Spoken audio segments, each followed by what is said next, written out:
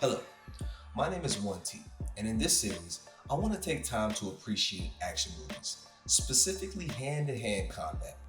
Nowadays, these big budget movies are always trying to outdo the other with crazy CGI and big stunts. So the use of quick camera cuts get put into the fight scenes to make them look more exciting when they don't have time to focus on the fighting. So I just want to show love to the originators and the ones that are still holding it down during these times, which are these hands. This series appreciates the movies that has a huge focus on fight choreography. And the next movie I want to talk about is The Raid 2. We start this movie off with the main character from the last movie's brother, who got caught in the crossfire in a future gang war and is paying the ultimate price for choosing sides. Now we actually jump back to Rama, our hero from the first movie, and also my dog. Well, they get picked up by who they thought were regular detectives at first. Be careful. Y'all better take good care of my dog. The last movie Mike Tyson his ear. But right after that, they immediately off the commanding officer from the first movie, who was a crooked cop working with the big boss. Rama freaks out, but finds out that this is a small division that weeds out crooked cops and decided to take him out before anyone else gets to him. This team is actually here for Rama, who turns out to be in a unique predicament. Now that he made a big scene in the apartment complex of hell, he and his family are now in danger, unless he plays dead like he was another body that day. If he does that, then he can be offered to join the team and get evidence on more crooked cops. Well, Rama initially doesn't agree with the tactics and refuses the offer. War in this world. Open your eyes. Believe me, my eyes are wide open, sir. We may be after the same thing. But I'm not going to follow the same path as you to get there. Yep, that's me. You're probably wondering how I ended up in this situation. After that, your boy Rama hears the news and he does not take it well. I mean, you've seen the shit that he had to go through in the first movie to get him. I'd be mad too. Which makes him meet back up with the undercover detective to get more information about the upcoming gang wars between Goto family and their rival Bangoon.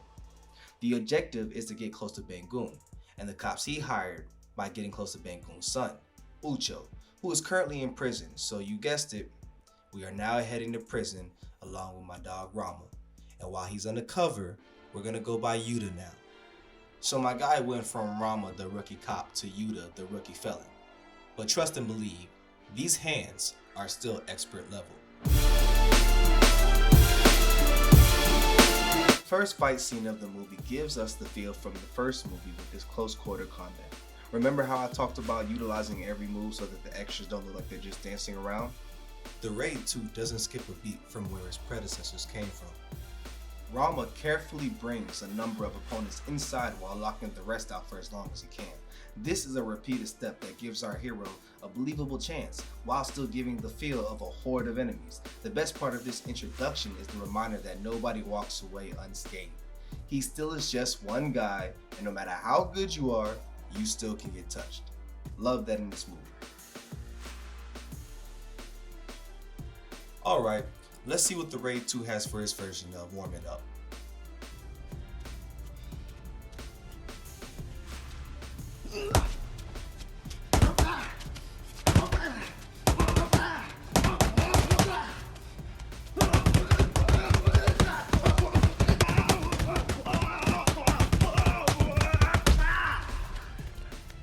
Well, shit.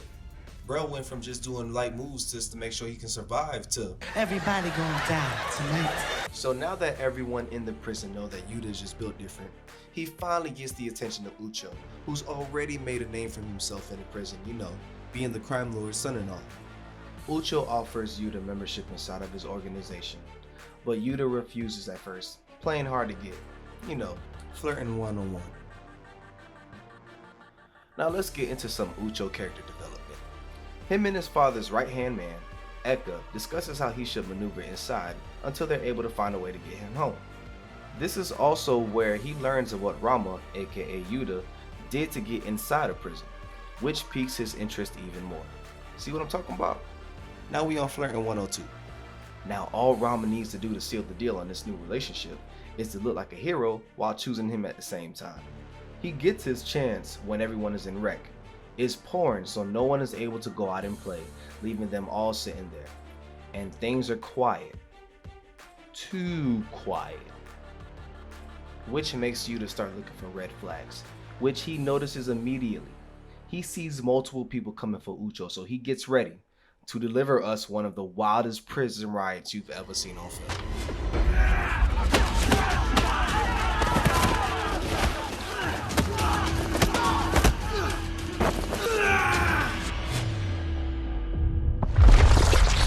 Buddy threw Yuta like Riley throwing a chair.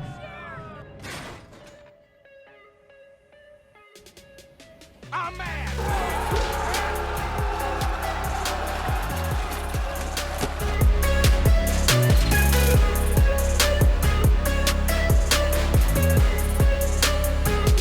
So now it's a free-for-all, and the goal is to save Ucho.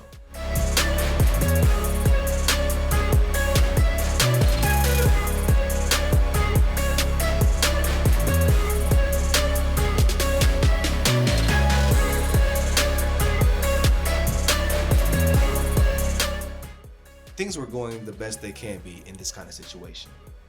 They were looking like they was going to be okay, and then Ucho got put to sleep. Rama sees this and immediately acts. This takes you to one incredible one shot of him dashing across the prison field.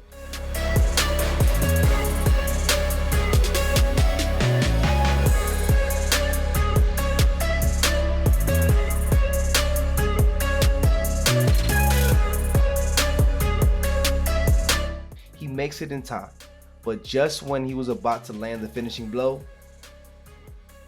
damn! Everybody getting put to sleep. Them boys out here staring at stars. But flirt game on 100 as Yuta gets Ucho to lock eyes with him. Alright, now that they're buddies, Ucho is the first one to greet him once Yuta is released from prison. 2 years later. Yuta then quickly removes the wires the detectives planted on him and heads out. Smart move, because the very first person they go to meet is Bangun himself. And right after another meeting with the Goto family, they make my boy strip the moment he shows up. And now we can move on. Yeah. Okay. Now take your clothes off. The moment Yuta gets some time to himself, he makes the calls he needs to before he gets on with his thug life. First call he makes is to the detective. My boy is not happy about the wire stunt and has decided to call the shots from now on. After that, he makes the call that really keeps him moving. So on to Ucho and Yuta's first mission. They need to collect money from an underground organization, a little too graphic for YouTube. Ucho demands more money after finding out that they're doing extra operations inside of their territory. And of course, things start heading south fast.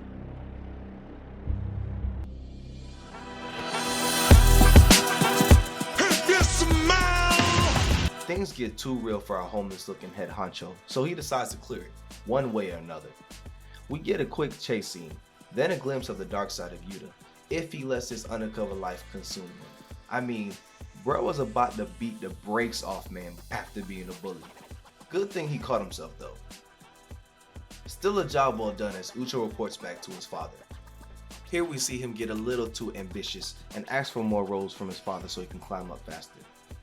Unfortunately, that gets shut down by his pops, which he doesn't take very well. He tries to shake off the rejection with some drinks and a couple of girls with Yuta. Ucho is still obviously frustrated and ends up almost taking out his stress on the two girls. That's right in front of him, but my dog Yuta ends that immediately. And after whining about not being on top, Pause. Ucho gets a call that distracts him long enough for Yuta to plant a wire inside of his wallet. So we jump into the next scene with Bangun having a nice cup of tea with Mad Dog? I thought he got off in the first movie. You know what? I don't care.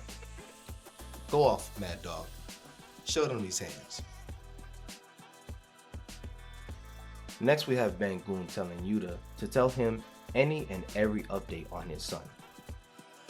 He sees and understands his son's hastily ambitions and wants to keep a tab on that. Toss them back here. Nothing tastes good here. See, shit like this makes me not want to go fishing anymore. But Ucho's ambitions already got the best of him as we see him have a secret meeting with Bejo. who's already trying to take over the Goto family's land. See, Bejo's true goal with Ucho is to acquire more manpower and land. And to persuade Ucho, he brings in the very felons who try to take his life in prison, so that Ucho can take his revenge. So after closely looking at the soon-to-be victims, Ucho accepts the offer while discussing new business. While this was happening, Yuta, who was on his Rama shit right now, was able to eavesdrop on the whole conversation through the wire he planted on Ucho. While listening and watching, we can tell that he's having a hard time controlling his emotions right now, because this is the first time that he's been within range of the man who killed his brother. So we get a transition to a dinner date where the audience is told officially that this character's name is Koso. Koso is a down bad family man that can't leave the thug life alone, resulting in his wife divorcing him. Koso is also a close companion of Bangun and is now the key in Bejo and Ucho's plan. Ucho takes Koso to a nightclub for what it seems to be a bros night out. That's until Ucho needs to take a leak. While Koso is chilling, the lights go out, and Koso been in the game long enough to know what the deal is, so he gets himself ready to deliver, once again, these hands.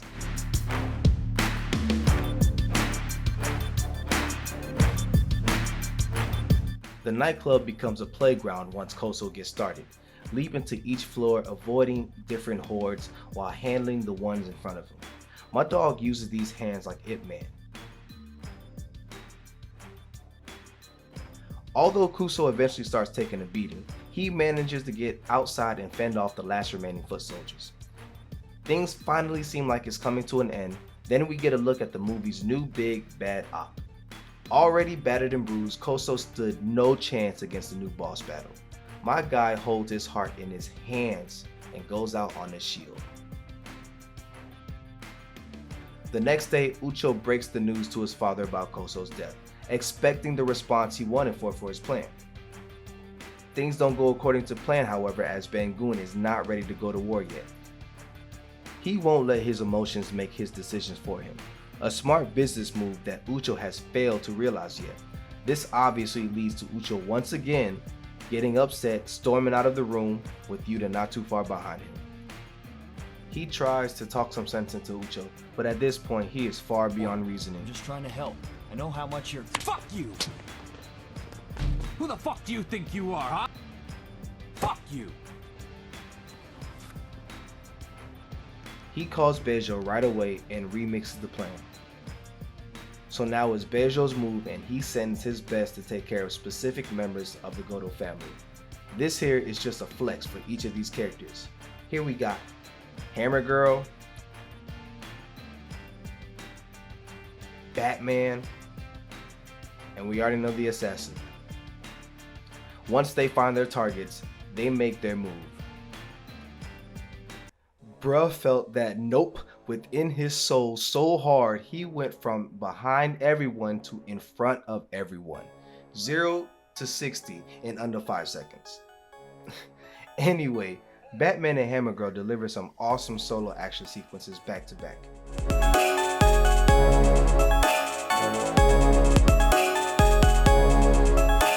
Each member has a specific target, and we get to enjoy these two utilizing their skill sets to the fullest. Since we were already introduced to the assassin, the movie gives us a nice menacing scene to where Buddy is being pretty much tortured to death. Each member makes quick work of the opposing forces and reports back a job well done. Little did we know there was one more target, and this time, one of Bangun's men needed to be taken out to make the war more believable. And guess who they chose? Ucho should have told these men about my dog Yuta, cause my guy been doing this since the apartment days. Yuta finally gets them far enough to where he can deal with them one or two at a time just to hold them off. You can tell by how he is fighting that the life has been getting to him. With no regard, he is sending people to the shadow realm while the sun is out.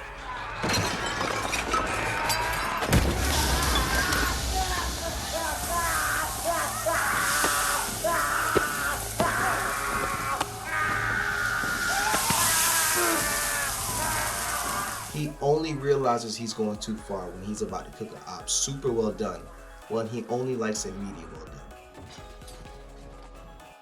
And it happened to be bacon. Before Yuta has to deal with cooked swine, we get a very important scene regarding a meeting with the two families after all of this commotion. With the neutral mediator there, each side discusses their grievances. Within a few seconds, we see the most inexperienced person in the room get exposed. With one accusation about who started it, Ucho immediately gets into his feelings. His father also puts two and two together and has had enough. Now Bangun is backed in a corner because no matter what, everyone now knows that it was his side that ignited the fuel. And all he can do is doze the flames. And while Bangun is playing fireman, Yuta tries to clean up his wounds and tries to figure out what the fuck is going on. Cause in his eyes, he was just chilling then got jumped out of nowhere. Once he figured out that the families are about to go to war and he's about to be in the middle, he reasonably wants out. But the mission ain't over yet, and all Yuta can do is sit there in disbelief. After Bangun and Ucho return home, Bangun tries to play slapbox with his son. He's winning, of course, if you didn't notice. Ucho has had enough and gives his final stance on why he should be in a higher position and how he is ready to take over the business. Not only does Bangun disagree, but he decides to give up land since in his eyes, his son almost destroyed the business, which he pretty much almost did. This is the final straw though for Ucho as Bejo interrupts the meeting, and to everyone's surprise, in the movie, Ucho kills his father in cold blood by shooting him in the head.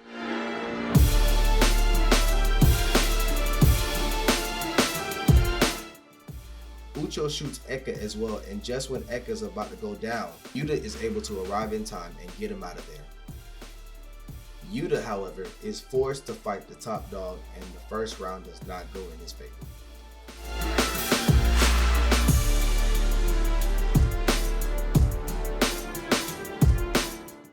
Bejo then takes Yuta to finish him off elsewhere so that Ucho can come to terms with his decisions. All is not lost for Yuta though, because Eka plans on returning the favor, fast. Once Eka got in range, he calls Yuta to ram the car into the vehicle that Yuta is in, and the moment he catches a single person slipping, he pops off.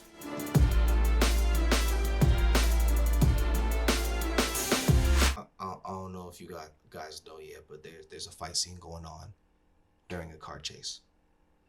The Raid 2 is built different. The car chase element is action-packed with stunts and great practical shots.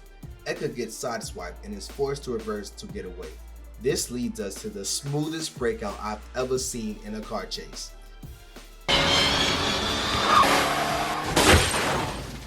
Yo, if that whip had any ankles, they were just broken. Yuta is still scrapping in a moving vehicle and has more henchmen arriving to make things worse. Bro, check out the camera stunts in this scene. This was a one-shot take that had the camera go from outside to in the car, back to outside. And now we have a fight, car chase, shootout. Like I said, built different. In the middle of driving, these boys playing a game of speed reload.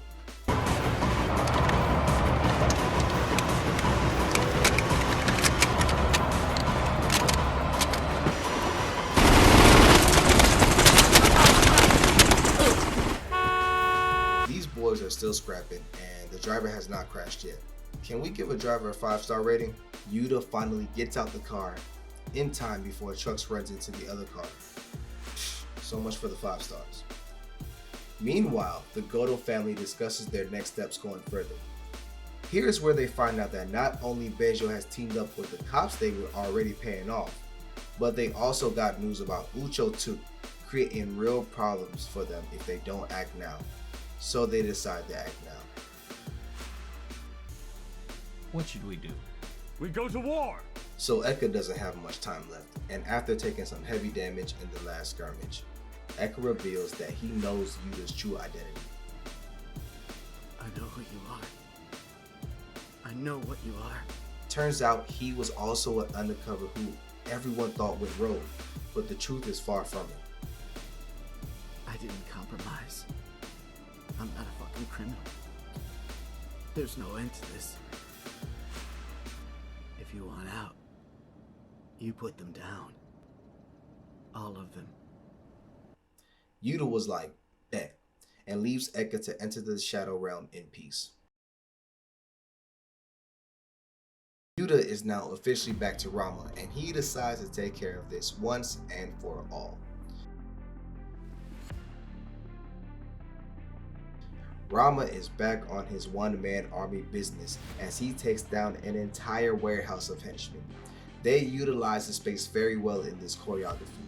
Rama hits each corner, throwing off where everyone needs to go, uses all objects around him, and hits everyone with ridiculous combinations. Rama makes quick work of each person until it's time to head to the next area.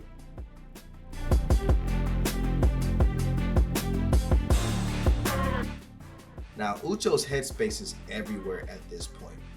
He just murdered his own father just a couple of hours ago. The business is now in shambles. He got himself into a war he don't think he could win. He still gets no respect. And to top it all off, he notices the same tattoo mark on Bejo that the henchman had when Ucho was going to take his revenge. Now he's trying his hardest to figure everything out, and even though he doesn't have all the details, he knows to trust no one. Rama is just a few doors away from the final showdown when he gets new challengers. Batman and Hammer Girl decide to team up on Rama, giving him his first real threat. The beginning of this fight starts with a beautiful one-take dance-like choreography. Then Rama momentarily is able to incapacitate one after the other, trying to make his fight as fair as possible. He can only keep this up for so long as Rama takes damage little by little.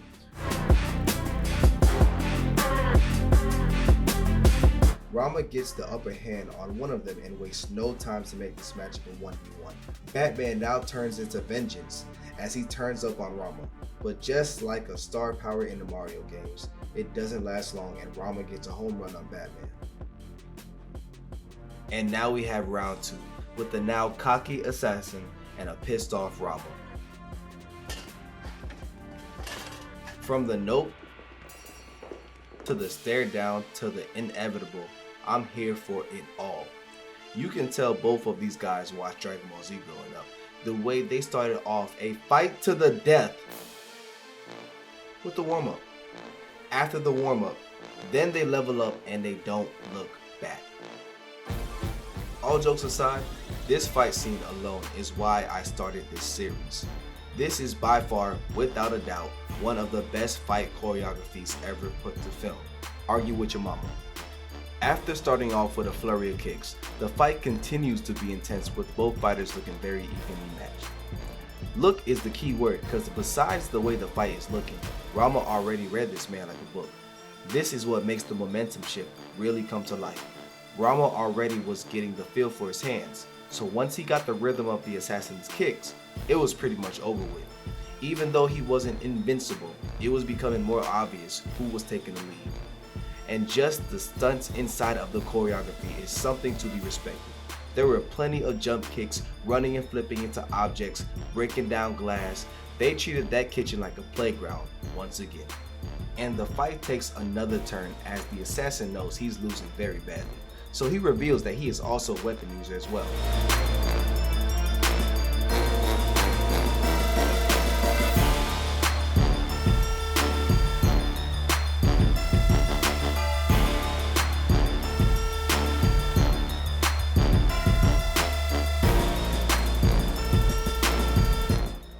And now we enter part 2 of round 2. We kick this off with a nice 360 shot with Rama dancing around the assassin. Even though he's still a threat, Rama is still able to read him good enough to bob and weave all life-dealing blows. Just like the last movie, you can feel the struggle each fighter is going through. It is beautifully displayed in their emotions, movements, and stamina. And yet, the fight gets better and better and feels more high risk with every second passing. Now the fight one-ups itself again as now it feels like pure desperation. Through it all, Rama still low-key dominates the entire setup as he views the assassin as an open library at this point. Despite all the valiant efforts the assassin puts up, in the end, Rama wore him down and finally delivered the finishing blow. This was one of the longest fights I've ever seen. One of the most emotional fights I've ever seen. Some of the best choreography I've ever seen. This one fight deserves its flowers. Rama finally makes it to the top where Reza, Bejo, and Ucho are at, and during the commotion, Ucho takes his chance and fires at Reza and Bejo. Ucho thinks Bejo is the one that planted the wire and ends him because of that. Ucho knows he has to finish off what he started, so he tries to take out Rama.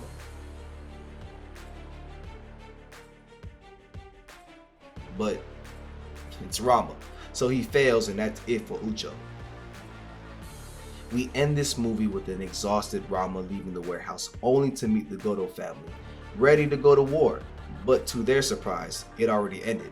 The conversation between the two is silent except for one sentence, which feels like it sums up the entire conversation as well as Rama's feelings towards this and anything else that could possibly cause another raid movie. No. I'm done. And that's it for the Raid 2. One of the few sequels that far surpassed an already work of art, and then some. I enjoyed the entire ride from beginning to end, and I highly recommend this movie to any action buff out there. The next series I will be covering is the Ip Man series. Like if you enjoyed this video, subscribe if you enjoyed this content. Until next time, y'all be easy.